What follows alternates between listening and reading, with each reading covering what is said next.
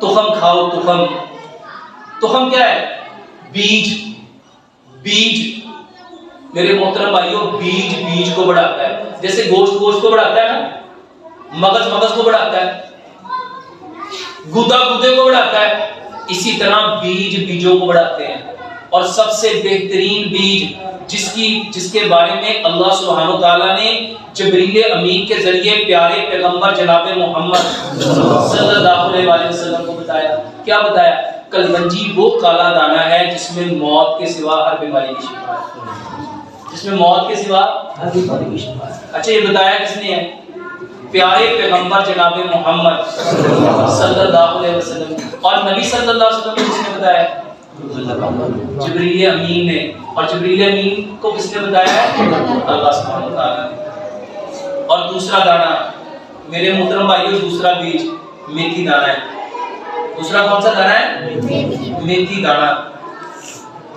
امام ابن قیم نے زاد المعاد کے اندر لکھا ہے اگر لوگوں کو پتہ چل جائے نا اس میتھی دانے کے کتنے فائدے ہیں، واللہ لوگ اس کو سونے کے بس خریدیں، لوگ اس کو سونے کے بس خریدیں۔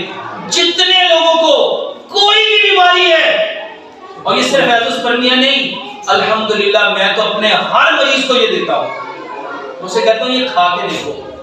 دو باتیں ہیں۔ اچھا بتانے والے کون ہیں؟ پیارے پیغمبر جناب محمد صلی اللہ علیہ وآلہ وسلم۔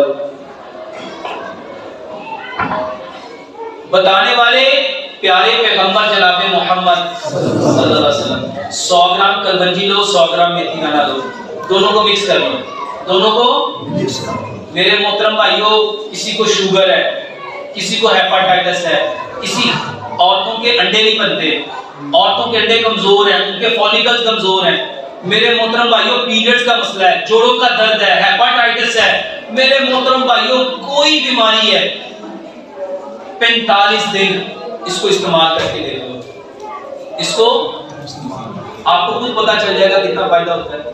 100 گرام کلونجی، 100 گرام میتھی دانہ لو، دونوں کو مکس کر لو، 5 گلاس پانی میں 3 چائے کے چمچ یہ دونوں پہ ڈال دو۔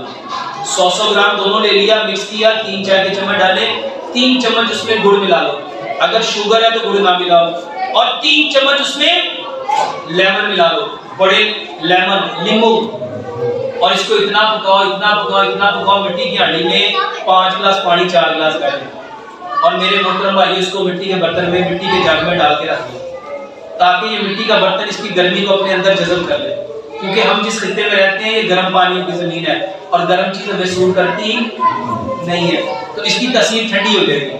1.25 گلاس صبح، 1.25 دوپہر، 1.25 شام، کھانے سے آدھا گھنٹہ پہلے یہ پیو، کھانے سے آدھا گھنٹہ پہلے پیو۔